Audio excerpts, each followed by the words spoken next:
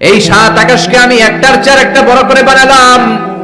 প্রথমে বানালাম প্রথম আকাশের মহাশূন্য, তারপরে প্রথম আকাশ, তারপরে দ্বিতীয় আকাশের মহাশূন্য, তারপরে দ্বিতীয় আকাশ। একটার চেয়ে একটা বড় না ছোট? কথা বলেন, বড় না ছোট? কত বড়? বিশ্বনবী বললেন, হাতের আংটি যদি মরুভূমিতে ফেলে দাও, মরুভূমির তুলনায় তোমার হাতের আংটি যত ছোট, আল্লাহর দ্বিতীয় আকাশের তুলনায় প্রথম আকাশটা ঠিক তত ছোট। প্রথম আকাশের চেয়ে দ্বিতীয় আকাশ বড়, তার চেয়ে তৃতীয় আকাশ বড়, তার চেয়ে চতুর্থ পঞ্চম ষষ্ঠ সপ্তম, তারপরে সিদরাতুল মুনতাহা বড়, সিদরাতুল মুনতাহার উপরে কোরআনের বাড়ি লৌহে মাহফুজ বড়, তার উপরে বাইতুল মামুর বড়, তার চেয়ে আল্লাহর আরশ বড়, আরশের চেয়ে কুরসি বড়, তার উপরে ৭০,০০০ নূরের পর্দা বড়, আর সবচেয়ে বড় হলো আল্লাহু আকবার, আমার আল্লাহ সবচেয়ে বড়। ঠিক কি না? এই সাত আকাশের এত উপর থেকে গোটা বিশ্বের সব নিয়ন্ত্রণ করে কে? সপ্ত জমিনের নিচে অমাবস্যার অন্ধকারে কোন পিপীলিকা যদি গুটি গুটি পায়ে হেঁটে যায়, ওই পিপীলিকার পায়ের আওয়াজটাও শুনতে পায় কে? আল্লাহ বললেন সাত স্তরে বানিয়েছে আকাশ। আপনারা যে দেখেন বা বিজ্ঞানীরা যে রকেট নিয়ে এদিক সেদিক যায়, স্যাটেলাইট লঞ্চ করে, দ্য লঞ্চিং দ্য স্যাটেলাইট, এগুলো কিন্তু আকাশে নয়, এগুলো আকাশের মহাশূন্যে। এটা হচ্ছে প্রথম আকাশের মহাশূন্য, তারপরে প্রথম আকাশ, একটার চেয়ে আরেকটা বড়। বৃহস্পতি বিশাল বড়, সূর্য আরো বড়। এই পৃথিবীটা কত বড় একটু আন্দাজ করেন। আমরা বসে আছি 14 গ্রাম। 14 গ্রাম হচ্ছে কুমিল্লার 17টা থানার একটা থানা। কুমিল্লা হচ্ছে 64 জেলার এক জেলা। এরকম 64টা জেলা নিয়ে আপনাদের ডিজিটাল বাংলাদেশ। আর বাংলাদেশ হচ্ছে পৃথিবীর সবচেয়ে বড় দেশ। বড় না ছোট? জোরে বলেন। ভারত প্রায় 20 গুণ বড়, কানাডা 100 গুণ বড়, রাশিয়া 150 গুণ বড়। এরকম 200টা দেশ মিলে পৃথিবীর 30 ভাগ মানে স্থল, বাকি 70 ভাগ শুধু হানি আর হানি, মানে পানি আর পানি। তো 30 ভাগ স্থল, 70 ভাগ জল, এই মিলে আমাদের পৃথিবী। সৌরজগৎ নিয়ে যারা কিছু পড়াশোনা করেন দেখবেন বৃহস্পতি নামে একটা গ্রহ আছে, অনেক বড়, পৃথিবীর চেয়ে বিশাল বড়। তারপর যে সূর্যের আলো পান, এটা নাকি পৃথিবীর চেয়ে 13 লক্ষ গুণ বড়। সুবহানাল্লাহ বাড়িতে যে চিল্লায় পড়েন না সুবহানাল্লাহ। এই 13 লক্ষটা পৃথিবী সূর্যের মধ্যে রাখার জায়গা আছে না নাই? সূর্যই কি বড় তারা? না। ব্যাটেলজিউস নামে এক তারা আছে, যে সূর্য পৃথিবীর চেয়ে 13 লক্ষ গুণ বড়। ওই ব্যাটেলজিউস তারা ওই সূর্যের চেয়ে 33 কোটি গুণ বড়। এরপরে আছে আলফা সেন্ট্রাই এ, আলফা সেন্ট্রাই বি, গুগলে সার্চ দিয়ে দেখবেন, এটা ক্যারিনা, ব্যাটেলজিউস, এরকম বিশাল বিশাল রাতের বেলা তারার মেলা। আমরা যে দেখি ছোট্ট এরকম বালুর মতো মনে হয়, আসলে কি এত ছোট? আকাশ দিয়ে যে 500 জন লোক নিয়ে প্লেন উড়ে যায়, মনে হয় যেতটুকু আমি ঘাপটি মেরে ধরবো, আসলে কি ধরতে পারবেন? বিশাল বড়। চিল্লা এখন ঠিক কিনা? আল্লাহ বললেন এক একটার চেয়ে এক একটা বড় বানিয়েছি। আপনাদেরকে আন্দাজ করার জন্য আমি আপনাদেরকে এখন নিয়ে যাব পৃথিবীর থেকে সবচেয়ে কাছের যে তারা, ওই তারাটাতে আমরা শীতকালীন পিকনিক করবো। এখন কারা কারা আমার সাথে যাবেন? হাত তোলেন। সবাই যাবেন? ওরে আল্লাহ, এখানকার লোক অনেক সাহসী।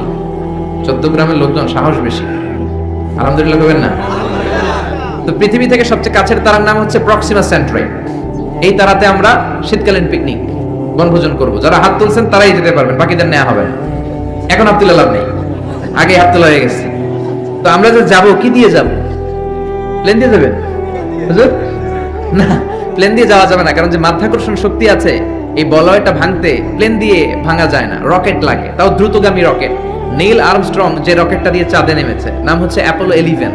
এটা ঘন্টায় সেকেন্ডে চলে 11 কিলোমিটার বেগে, মিনিটে চলে 660 কিলোমিটার বেগে, ঘন্টায় চলে 39,000 কিলোমিটার বেগে। যারা আপনারা হাত তুলেছেন, আমরা এইটা দিয়ে পিকনিকে যাব। যাবেন? যাবেন? সাহস আছে অনেক। পৃথিবীর সবচেয়ে কাছের তারায় যাব আমরা পিকনিকে। দূরের তারাতে তো যেতে পারবো না, কত যে দূর। সবচেয়ে কাছের যে তারাটা, আমরা ওইটাতে নামবো ইনশাআল্লাহ।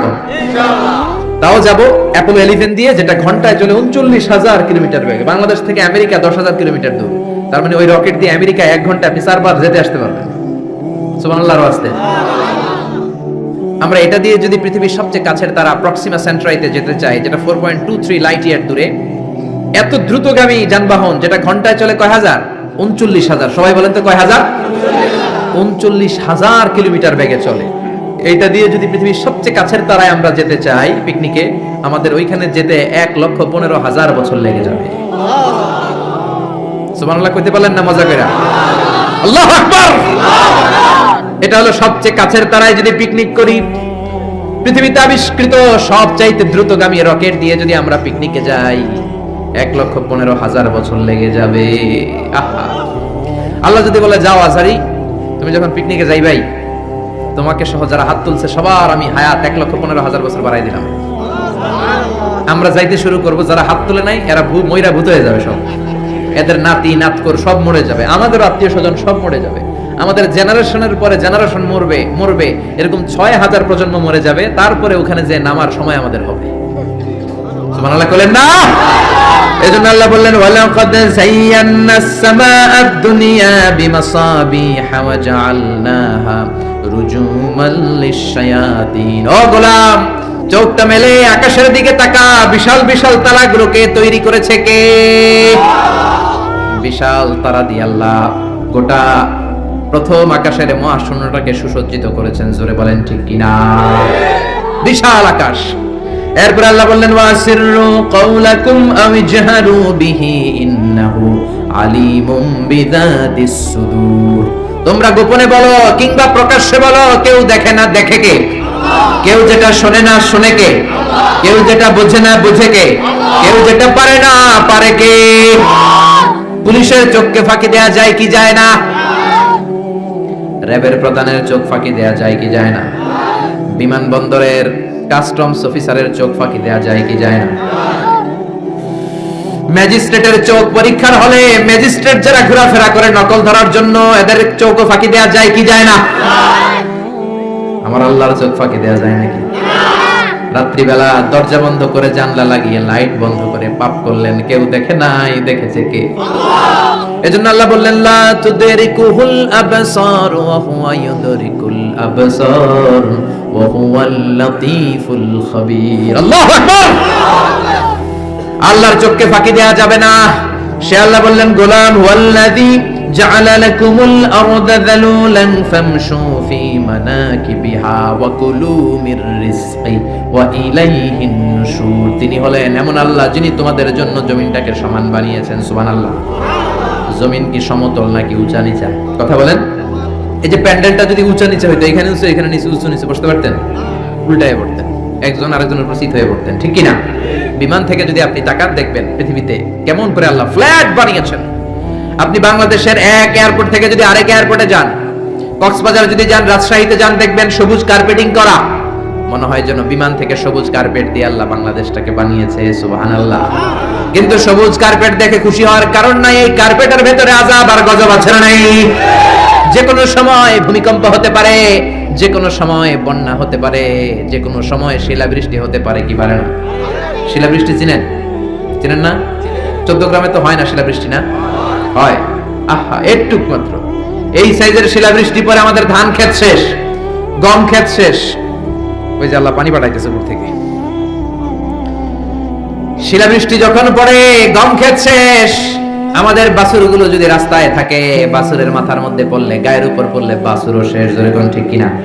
আল্লাহ যদি শিলাবৃষ্টির জায়গায় এসিড বৃষ্টি পাঠায়, এসিড বৃষ্টি, পাথর বৃষ্টি, উল্কা বৃষ্টি। দক্ষিণ আফ্রিকার হোবাতে একটা উল্কা পড়ছে 60 টন। এরকম কয়েক হাজার উল্কা যদি বাংলাদেশে পড়ে, যখন পড়া আরম্ভ করবে আমরা সবাই দাঁড়ায় বলবো আমরা ক্ষমতার মালিক। বলবেন বলবেন ক্ষমতার মালিক কে? আল্লাহ বললেন চমৎকার সবুজ কার্পেটিং দেখে ভেবো না তোমরা বেঁচে যাবা। সবুজ কার্পেটিং এর ভেতরে আযাব আর গজব আছে না নাই? যে পরিমাণে আমরা গাঞ্জা টানি, ইয়াবা খাই, যৌতুক খাই, ঘুষ খাই, সুদ খাই, যেই পরিমাণে আলেম ওলামাদের সাথে বেয়াদবি করি, যেই পরিমাণে বিশ্বনবীর সুন্নাহ নিয়ে আমরা উল্টাপাল্টা করি, যেই পরিমাণে ওজনে কম দেই, খাদ্যে ভেজাল দেই, মাছে ফরমালিন দেই, মা বাবার সাথে বেয়াদবি করি, নাফরমানি করি, গাদ্দারি করি, যে কোনো সময় শিলাবৃষ্টি দিয়ে দেশটারে শেষ করতে পারে কে? আল্লাহ। ভূমিকম্প দিয়ে উল্টায় দিতে পারে কে? আল্লাহ। শুধুমাত্র বিশ্বনবীর দোয়ার বরকতে বেঁচে আছি।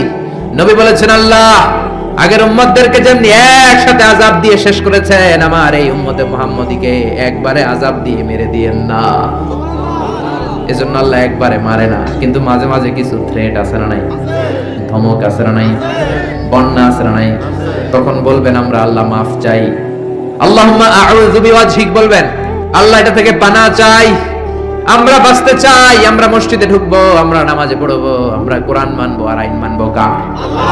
আর যদি টিভির সামনে দাঁড়ায় বলেন আমাদের সব ঠিক আছে, আমরা দুর্যোগ মোকাবেলা করব, বন্যা আমাদের কিছু করতে পারবে না, এত মেট্রিক টন খাবার থাইল্যান্ড থেকে নিয়ে আসছি, আমাদের কিচ্ছু হবে না, মন্ত্রীরা যদি এইরকম কথা বলে তাইলে আযাব আর গজব দেশে আছে না নাই? বরং দুর্যোগ মন্ত্রী বলবে আমরা তওবা দিবস ঘোষণা করলাম, বন্যার কারণে পুরো বাংলাদেশে তওবা দিবস। কি দিবস? আরো জোরে কি দিবস? এইসব শোক দিবস করে টরে লাভ নাই, তওবা দিবস করবেন। বন্যার কারণে তওবা। ও আল্লাহ, 17 কোটি মানুষ প্রধানমন্ত্রীর সাথে হাতে হাত রেখে একসাথে তওবা। প্রধানমন্ত্রী সহ আমরা, মন্ত্রীরা সহ আমরা, নেতা খেতারা সহ আমরা 17 কোটি মানুষ তওবা করব, মাফ চাবো কার কাছে? তাহলেই বাঁচায় দিতে পারে।